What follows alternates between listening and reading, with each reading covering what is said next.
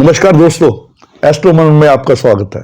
मैं अशोक अग्रवाल। आज बात करूंगा दिनांक 29 मार्च 2025।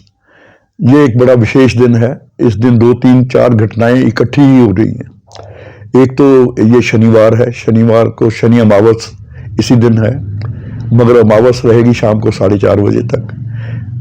उसके बाद आज जो दूसरी घटना बड़ी वो सूर्य ग्रहण है। इस साल का आखिरी 2081 का आखिरी सूर्य ग्रहण है। ये हालांकि ये सूर्य ग्रहण भारत में दृश्य नहीं है, मगर इसका जहां जहां भी यूरोपीय और अमेरिका के उत्तरी भागों में जहां भी ये दिखाई देगा तो वहां वहां पे इसका असर होगा, ज़्यादा विशेष होगा। मगर सूर्य ग्रहण जब भी कोई खगोलीय घटना होती है ब्रह्मांड में, उसका असर सब कहीं होता है। तो एक तो दूसरी घटना ये है। तीसरी घटना ये है कि मीन राशि में 6 ग्रहों की युति बन रही है इसी दिन। शाम को रात के 9:40 पर शनि भी इसी राशि में आ जाएंगे। अपनी कुंभ राशि, मूल त्रिकोण राशि छोड़कर मीन में भ्रमण करने लगेंगे। तो इस प्रकार उस दिन ये 6 ग्रहों का योग भी इसी राशि में, मीन राशि में बन रहा है। और ये 6 ग्रहों की युति, शनि अमावस, सूर्य ग्रहण और शनि का राशि परिवर्तन एक ही दिन में हो रहा है। तो ये 29 मार्च 2025 एक बड़ी विशेष तिथि है। इसका आप कैसे लाभ उठा सकते हैं, इसके बारे में मैं बताऊंगा। और ये सूर्य ग्रहण का आपकी राशि पे, राशि परिवर्तन का आपकी राशि पे, और शनि अमावस का, ये इन सभी घटनाओं का आप पर का क्या प्रभाव पड़ेगा, तो उसके विषय में मैं आपसे थोड़ी सी बात करूंगा। ये जो खगोलीय घटनाएं होती हैं ये होती ही रहती हैं, मगर इनका जो असर होता है व्यक्तिगत ना होकर, व्यक्तिगत तो होता ही होता है, मगर ये यूनिवर्सल असर इनका ज़्यादा होता है।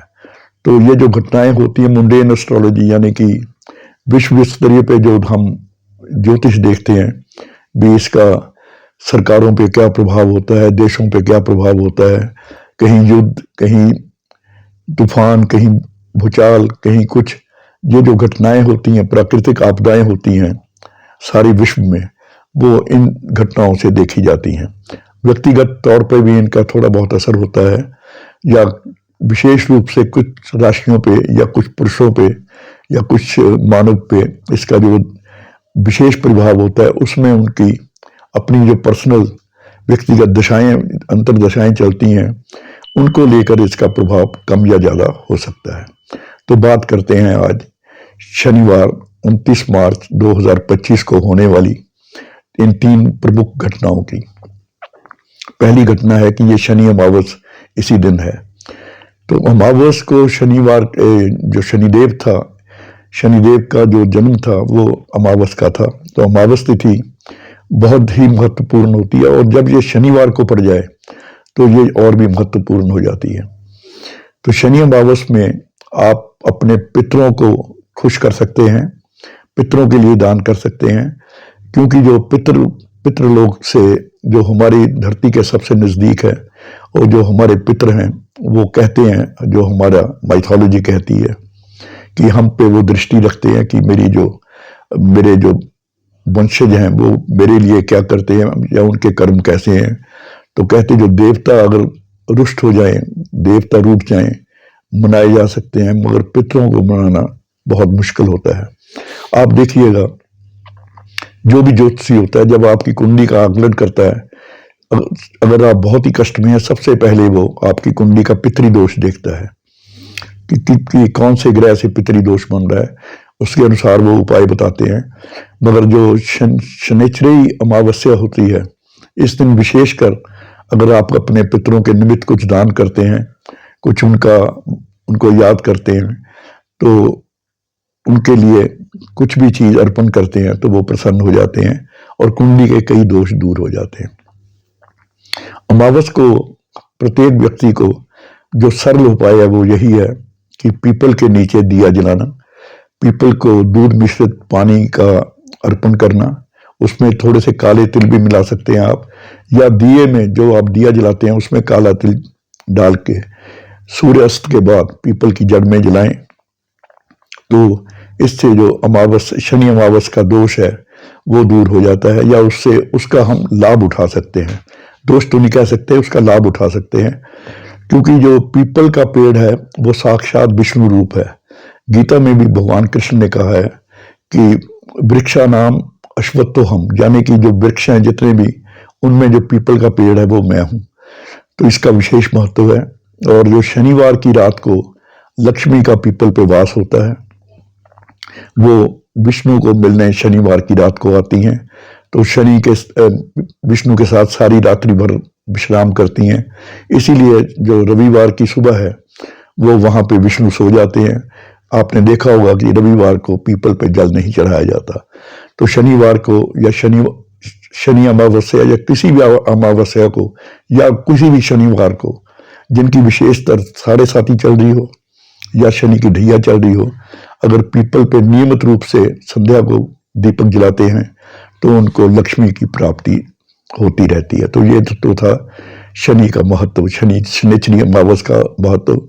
आप इससे किस प्रकार लाभ उठा सकते हैं। इसके बाद आते हैं हम सूर्य ग्रहण पे। ये इस वर्ष का संवत का आखिरी सूर्य ग्रहण है। इससे पहले 14 मार्च को चंद्र ग्रहण लगा था। अब ये सूर्य ग्रहण लगने जा रहा है, 29 तारीख को होगा। मगर ये जो सूर्य ग्रहण है ये खंडग्रास सूर्य ग्रहण यानी कि पार्शियल एक्लिप्स है। ये यूरोप के अधिकतर देशों में, यानी कि उत्तर पश्चिमी अफ्रीका के देशों, उत्तरी अमेरिका के पूर्वी क्षेत्रों, उत्तरी रूस, दक्षिणी अमेरिका के उत्तरी भाग, अटलांटिक और आर्कटिक महासागर में दिखाई देगा, आर्टिका, और ऑस्ट्रिया, बेल्जियम, ब्राजील, कनाडा के पूर्वी भाग, उत्तरी रूस, Denmark, Poland, Finland, Germany, Hungary,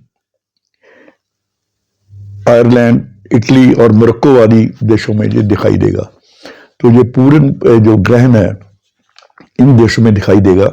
तो इन देशों पे ज़्यादा प्रभाव पड़ेगा। इस देशों की जो सरकारें हैं या व्यक्ति हैं उनकी मनोस्थिति पे इसका प्रभाव ज़्यादा पड़ेगा।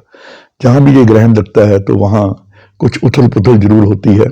इन देशों में शासकों के प्रति जो जनता है उनका रोष बढ़ेगा। उनके कुछ क्रियाकलाप ऐसे हो सकते हैं कि जो लोगों को विद्रोह करने पे आमादा कर दें, या कुछ युद्ध की स्थिति भी किन्हीं क्षेत्रों में बन सकती है, या युद्ध में वो भाग भी ले सकते हैं, या कुछ प्राकृतिक आपदाएं भी यहाँ आ सकती हैं। भारत में ये ग्रहण अदृश्य है, और जहाँ भी ये ग्रहण दिखाई नहीं देता तो हमारे शास्त्रों अनुसार वहाँ ना तो इसका सूतक लगता है, ना कुछ किसी चीज़ का इसकी मान्यता होती है।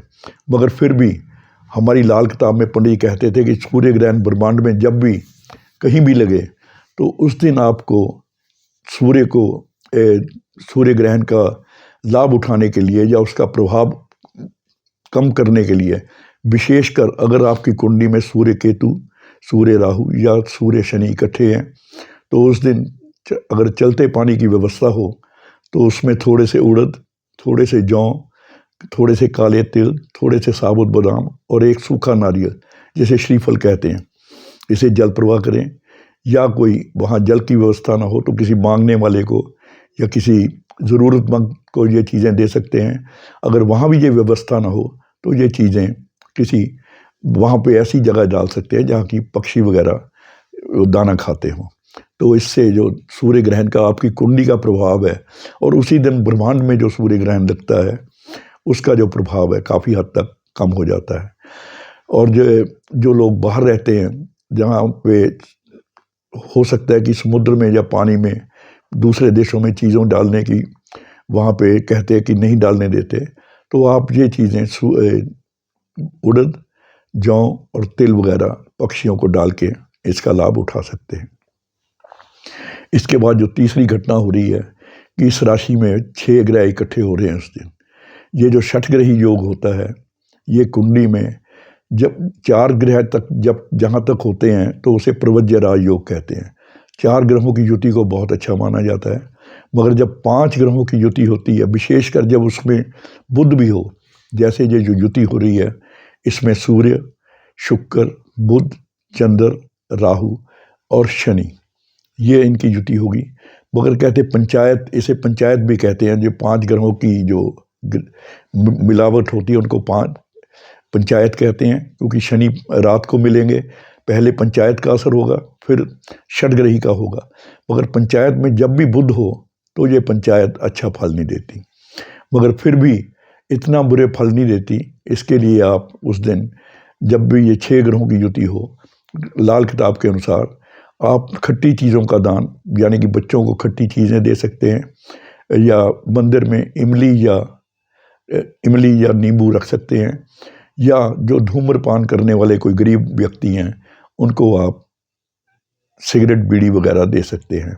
ये जो लाल किताब में लिखा हुआ है, ये इस पंचायत का, जिसमें विशेषकर बुध हो, जैसे इस पंचायत में या इस 6 ग्रहों में बुध भी है, तो ये जो दान करके आप इस पंचायत का लाभ उठा सकते हैं। ये जो ग्रहण लग रहा है, ये ग्रहण है उत्तर भाद्र नक्षत्र में और मीन राशि में हो रहा है। तो मीन राशि वालों को विशेष सावधानी रखनी चाहिए, और मीन राशि में भी जिनका उत्तर भाद्रपद नक्षत्र है उनको विशेष ध्यान रखना चाहिए। ध्यान का मतलब अपने खान पान पे, उनको खान पान में संयम बरतना चाहिए, और जो अपना व्यवहार है वो परिवार में और अपने दोस्तों में और अपने मिलने जुलने वालों से, या जिनसे आप कार्य करते हैं उनके साथ आप अपना व्यवहार ठीक रखिए।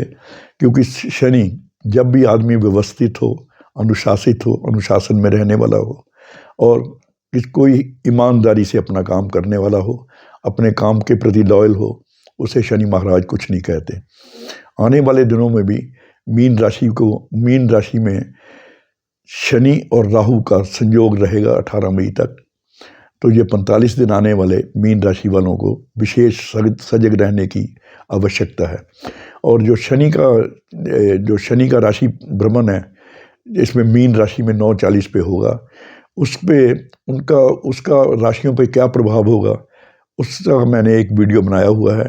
शनि का प्रत्येक राशि पर क्या प्रभाव होगा, उसका जो लिंक है वो नीचे डिस्क्रिप्शन बॉक्स में है। आप उसे क्लिक करके आप अपनी राशि पे क्या असर होगा उसका आप पूरा वर्णन आप देख सकते हैं।